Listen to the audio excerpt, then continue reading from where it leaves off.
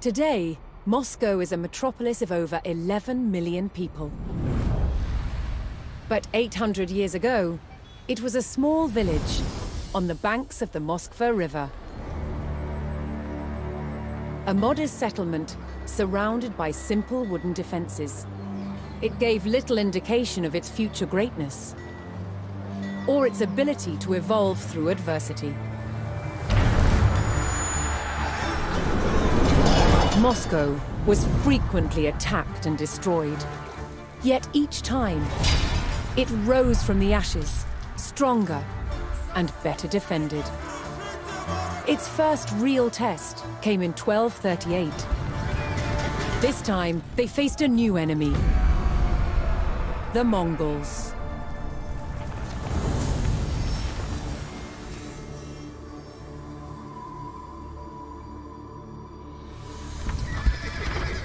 Moscow had been largely unaware of the growing threat in Central Asia. Genghis Khan, founder of the Great Mongol Empire, had conquered most of the Asian continent. His descendants continued his work to expand the empire. His grandson, Batu Khan, led the armies of what would become known as the Golden Horde. Their goal: to extract money from principalities they conquered. One by one, states in the region, known collectively as the Rus, fell to the Golden Horde. Moscow was next. In 1238, the Mongol Golden Horde surrounded Moscow and besieged its wooden walls. It would only hold out for 5 days. Moscow burned. That could have been the end of its story, but the people of Moscow were resilient. They would not give up their home or their control of the Moskva River, an important trade route. They began to rebuild and strengthen Moscow's defenses. Yet one question remained: would the terror return?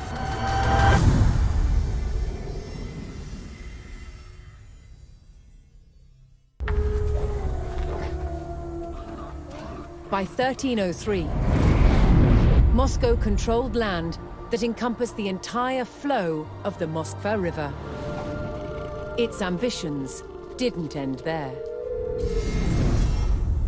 Moscow continued to expand its borders through its wealth rather than warfare. Its tactic was to buy land from bankrupt rulers, acquiring entire towns and villages in the process.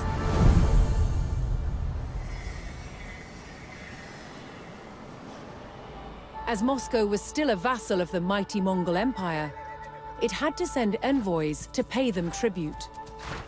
And Moscow's ever-expanding borders meant more and more revenue for the Mongols.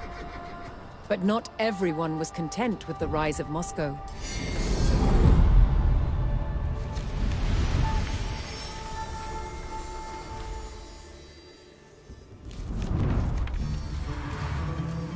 As Moscow grew in power and influence, its Grand Prince, Dmitry Ivanovich, reinforced its vulnerable defenses.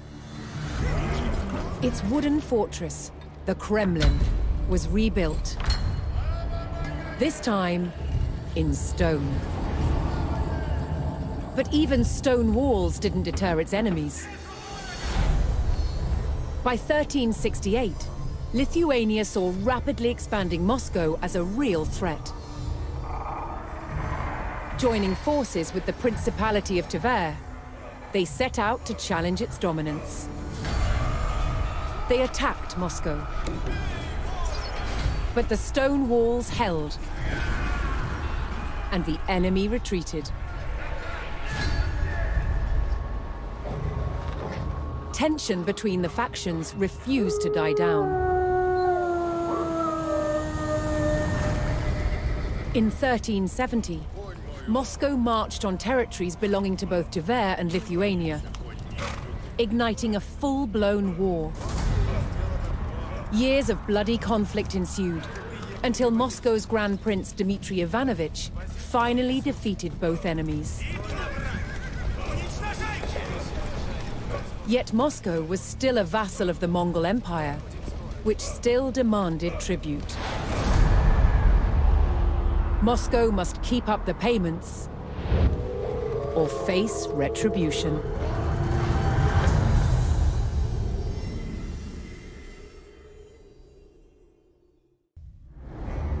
Under Grand Prince Dmitry, Moscow had grown rich and allied itself with old adversaries.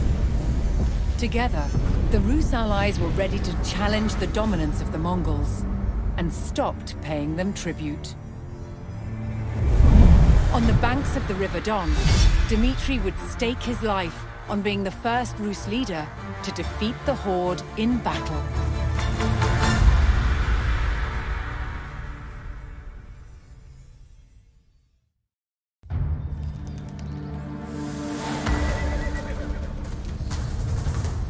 On the morning of September 8, 1380, at Kulikovo, the Moscow-led Rus army defeated the Mongols for the first time.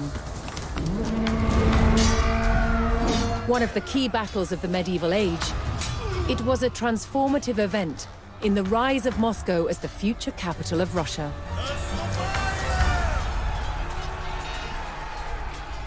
For the first time, rival principalities had joined Moscow to fight a common enemy. Now, many Rus principalities began to see themselves as one. Future leaders of Moscow would draw on the memory of this battle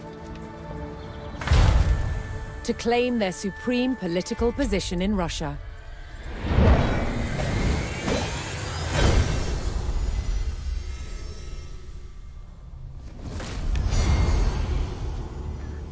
Moscow's Grand Prince, Dmitry Ivanovich, had led the Rus principalities to victory over the Mongols, reinforcing his dominance. But for the Mongols' leadership, the defeat at the Battle of Kulikovo was disastrous. The ruler of their Golden Horde was overthrown by a descendant of Genghis Khan. His name was Toktamish. And Toktamish was not going to let the treacherous Moscow-led Rus get away with rebellion. 2 years after their defeat at Kulikovo, Toktamish's Golden Horde set out to attack Moscow.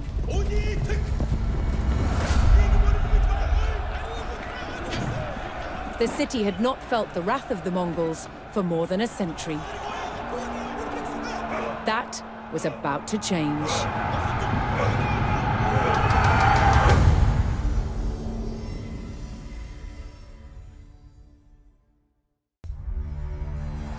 In the century following the Mongols' vengeful attack on Moscow, Dmitry Donskoy's son and grandson clung to the Rus throne.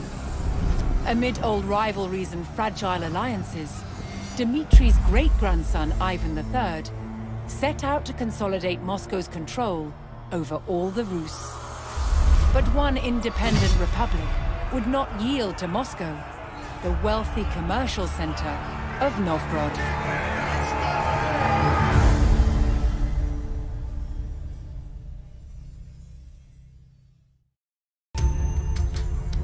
While Ivan III consolidated Moscow's power, the Golden Horde was succumbing to discord.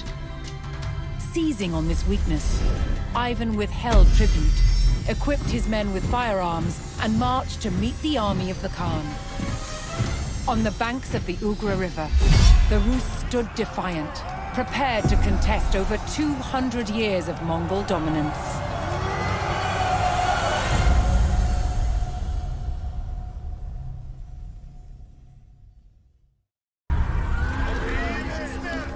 In 1480, Moscow's army, led by Ivan III, faced off against the Mongols across the banks of the Ugra River. But the Muscovites, armed with guns, were too much for the Mongol army.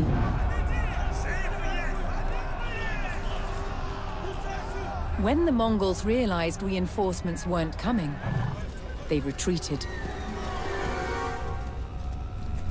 Now Ivan III was free to pursue his ambitions to expand Moscow even further.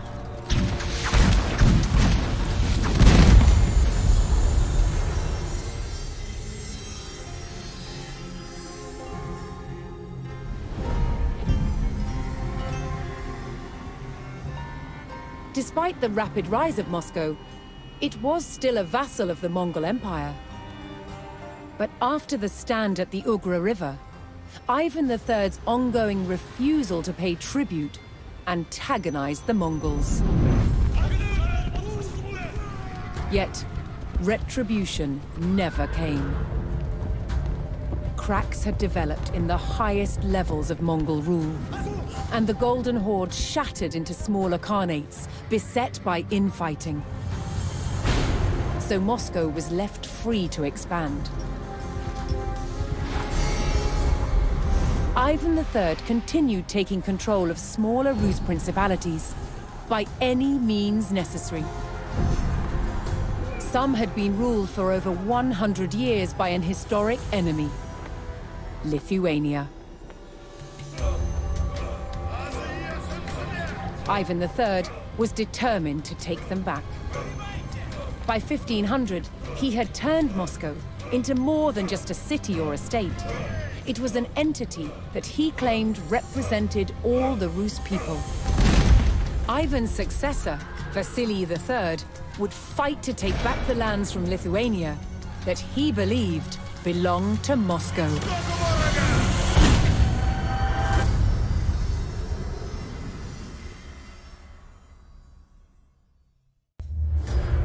Following Moscow's growth in the west, Ivan IV ascended the throne and took up the eastern expansion plans of his ancestors.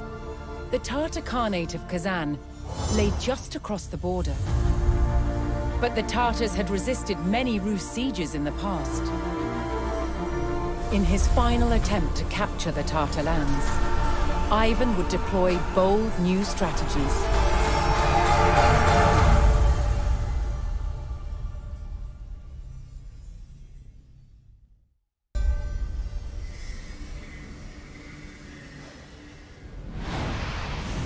Ivan IV had broken through the walls of the ancient city of Kazan, and his army flooded the streets. They hunted down its defenders and their allies, and brutally sacked the city. Kazan had fallen to the unstoppable military might and strategic innovation of the Muscovite war machine. In the years that followed, Ivan IV waged war after war to bring vast new territories under Moscow's rule.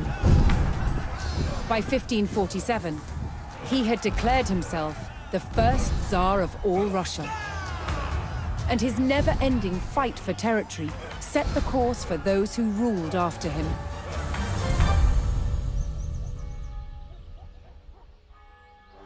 Moscow was no longer a small fort on the banks of the Moskva River.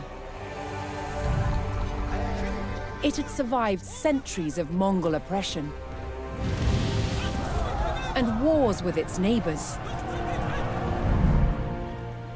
Its evolution from fort to city to state and to empire would continue. Moscow's rise transformed Russia into one of the world's greatest superpowers.